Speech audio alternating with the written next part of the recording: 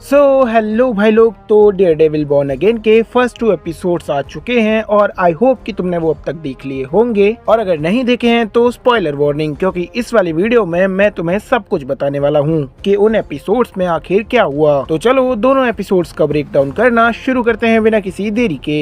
तो एपिसोड 1 की शुरुआत में हम देखते हैं कि वो स्टार्ट होता है कैरन, नेल्सन और मर्डॉक के साथ, जहाँ पर वो हेल्स किचन की सड़कों पर घूम रहे हैं और अपनी डेली लाइफ के बारे में बातें कर रहे हैं। वो लोग जोसेस बार में जाते हैं और वहाँ पर काफी सारा डिस्कशन करते हैं। और वहीं पर टीवी पर दिखाया जा रहा होता है कि एक न्यू विजिलेंटी है जिसका नाम है व्हाइट टाइगर और वो क्राइम के खिलाफ लड़ाई कर रहा है। अपना फॉगी यहाँ पर क्रिस्टीन नाम की एक लड़की के साथ फ्लर्ट कर रहा होता है, लेकिन तभी उसके पास एक कॉल आता है और वो अपना कॉल अटेंड करने के लिए बाहर चला जाता है। लेकिन हमारा डेयरडेविल यानी कि मर्डॉक अपनी सुपर हियरिंग से उसकी बातें सुन लेता है, जिसके कारण मर्डॉक को पता चलता है कि हमारे फॉगी ने किसी को अपने अपार्टमेंट में छुपा कर रखा हुआ है और उसकी जान खतरे में है। और वो बंदा जिसको फॉगी ने छुपा के रखा है उसका नाम है बेनी, और बेनी फॉगी से कहता है कि कोई उसे मारने के लिए सीढ़ियों से ऊपर आ रहा है। इसके बाद अगले सीन में मैट, कैरन और फॉगी तीनों बाहर जाते हैं और फॉगी कैरन और मैट को सब कुछ बताता है बेनी के बारे में। और तभी हम देखते हैं कि कोई तो फॉगी के अपार्टमेंट में घुसने की कोशिश कर रहा है। और तभी हमें एक ग्लव्स देखने को मिलते हैं जो कि हैं हमारे नन अदर देन बुलजाई के। इसके बाद अगले सीन में हमें देखने को मिलता है हमारे डेयरडेविल का फर्स्ट अपीयरेंस, यानी कि उसके न्यू सूट का फर्स्ट अपीयरेंस, जहाँ पर हमारा मैट मर्डॉक डेयरडेविल का सूट पहनकर बेनी को बचाने के लिए निकल जाता है। लेकिन तभी हमें पता चलता है कि बुलजाई का रियल टारगेट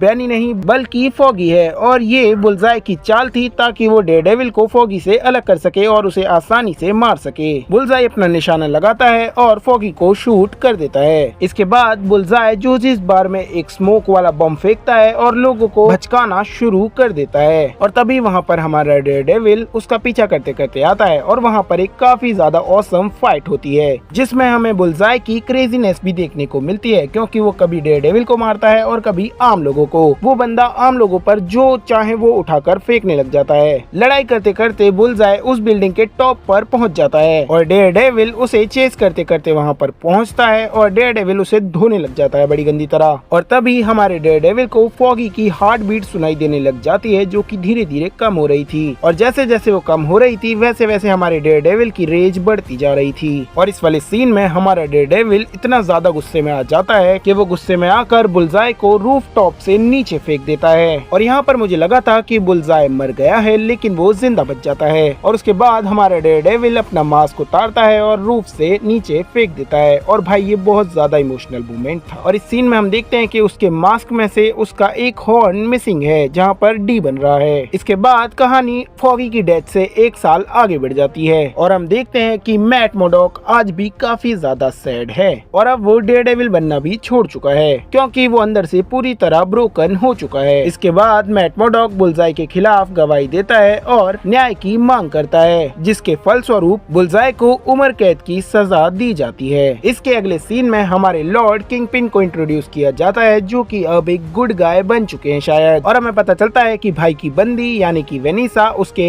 एब्सेंस में उसके बिजनेस को संभाल रही थी और काफी ज्यादा बढ़िया तरीके से संभाल रही थी। इसके बाद हमें कैरन और मैट मर्डॉक का एक इमोशनल सीन देखने को मिलता है, जहाँ पर कैरन मर्डॉक से कहती है कि जब उसे उसकी सबसे ज्यादा जरूरत थी फॉगी की डेथ के बाद, तब वो उसके साथ नहीं था। जिसके बाद वो मर्डॉक को उसके डेयरडेविल सूट का टूटा हुआ हॉर्न देकर वहाँ से चली जाती है। उफ, ये लड़कियाँ समझ से बाहर ही होती हैं बिल्कुल। इसके बाद मैट मर्डॉक न्यूज पर देखता है कि विल्सन फिस्क न्यूयॉर्क के मेयर के चुनाव लड़ने वाला है और वो ये देखकर काफी ज्यादा परेशान हो जाता है। इसके बाद हमें कुछ नए लोग देखने को मिलते हैं जिनके साथ मिलकर किंगपिन अब मेयर बनेगा। और दूसरी तरफ हमारा मैट मर्डॉक शुरू कर देता है डेटिंग हेदर ग्लिंट के साथ। इसके बाद हमें एक मीटअप देखने को मिलता है किंगपिन और मैट मर्डॉक का, जहां पर वो दोनों ही एक दूसरे को वार्निंग देते हैं कि जो तुम अभी कर रहे हो वही करते रहो, लेकिन जो तुम पहले करते थे अगर तुमने वो किया तो मैं वो करूंगा जो मैं पहले करता था। कुल मिलाकर मैं ये कहना चाहता हूँ कि अगर किंगपिन अपने हरामीपने पर उतरा तो मैट मर्डॉक डेयरडेविल बन जाएगा, और अगर मैट मर्डॉक दोबारा से विजिलेंटी बना तो इस बार किंगपिन उसे नहीं छोड़ेगा। विल्सन फिस्क यहाँ पर मैट मर्डॉक मर्डॉक को बताता है कि मैंने फॉगी को नहीं मरवाया और अब मैं किंगपिन का काम छोड़ चुका हूँ। अब मैं सिर्फ न्यूयॉर्क का मेयर बनना चाहता हूँ और अब मैं पूरी तरह बदल चुका हूँ। और यहाँ पर हमें एको का भी एक रेफरेंस देखने को मिलता है। और उसी रात जब मैट हेदर के साथ डेट पर होता है तब उसे पता चलता है कि हमारा फिस्क मेयर बन चुका है न्यूयॉर्क सिटी का। इसके बाद हम ये देखते हैं कि विल्सन फिस्क और उसकी बीवी यानी वेनेसा के रिलेशनशिप में कुछ प्रॉब्लम है। हाँ बिल्कुल, तुम्हारी और तुम्हारी गर्लफ्रेंड की तरह। इसके बाद हमें दर्शन होते हैं हमारे साइकोपैथ यानी कि द म्यूज के, जो कि एक पेंटिंग बना रहा होता है और वो भी हमारे किंगपिन की, जहाँ पर वो किंगपिन के दो चेहरों को दिखाता है और हो सकता है कि उसका अगला टारगेट किंगपिन ही हो। इसके बाद पहला एपिसोड खत्म हो जाता है और सेकंड एपिसोड की शुरू में किंगपिन कहता है कि न्यूयॉर्क सिटी को अब विजिलेंटीज की जरूरत नहीं है और वो यहाँ पर डेयरडेविल, पनिशर और हमारे लेजेंडरी स्पाइडरमैन को मेंशन करता है। इसके बाद अगले सीन में हमें देखने को मिलता है हेक्टर अयाला, जो कि देखता है कि सबवे में दो लोग एक बच्चे को मार रहे हैं और वो उसे बचाने की कोशिश करता है, लेकिन उसकी कोशिश के चक्कर में एक बंदा ट्रेन के आगे आकर मर जाता है। उसके बाद हमें पता चलता है कि वो दोनों लोग जो कि उस बच्चे को पीट रहे थे वो कॉप्स थे और इस चक्कर में हेक्टर अयाला को वो बंदा गिरफ्तार कर लेता है। इसके बाद मैट मर्डॉक हेक्टर अयाला से मिलता है और उसकी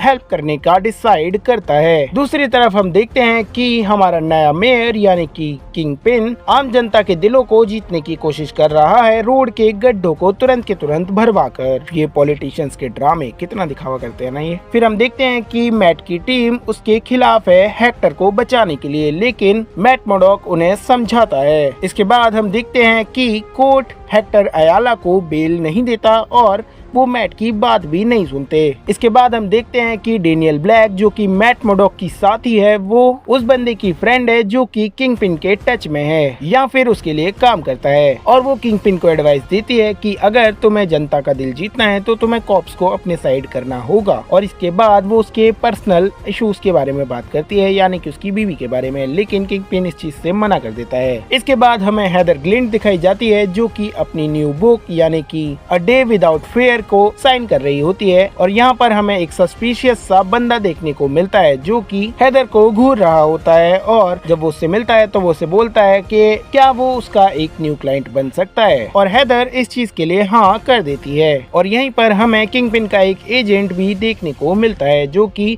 हेदर से मिलने के लिए आया है। दूसरी तरफ किंगपिन एक ग्रेवयार्ड में एक कमिश्नर से मिलता है और वो पुलिस कमिश्नर किंगपिन को बिल्कुल भी पसंद नहीं करता। दूसरी तरफ हम देखते हैं कि मैट का एक साथी यानी कि चेरी हेक्टर अयाला के घर में जाकर उसकी वाइफ से मिलता है और तभी चेरी को हेक्टर अयाला के घर में उसका व्हाइट टाइगर का कॉस्ट्यूम और वो एम्यूलेट मिलता है जिससे उसे पावर्स मिलती हैं। इसके बाद मैट मर्डॉक हेक्टर अयाला से मिलने जाता है और उसे डांटता है कि उसने आखिर इतनी ज्यादा इम्पोर्टेंट इंफॉर्मेशन उससे क्यों छुपाई। हेक्टर अयाला उससे कहता है कि सिटी में बहुत ज्यादा क्राइम बढ़ रहा है और डेयरडेविल पिछले 1 साल से नहीं है और सिटी को एक हीरो की जरूरत है और इसीलिए मैं हर रात को बिना किसी की परवाह किए उसे बचाने के लिए निकल जाता हूँ। इसके बाद अगले सीन में विल्सन फेस उसी कमिश्नर से मिलता है और उसे बरगलाने की कोशिश करता है और वो उसे मजबूर कर देता है उसका साथ देने के लिए। इसके बाद अगले सीन में हमें देखने को मिलता है कि विल्सन फेस्क और उसकी बीवी यानी कि वेनेसा थेरेपी कराने के लिए जाते हैं हेदर ग्लिंट के पास। इसके बाद मैट मर्डॉक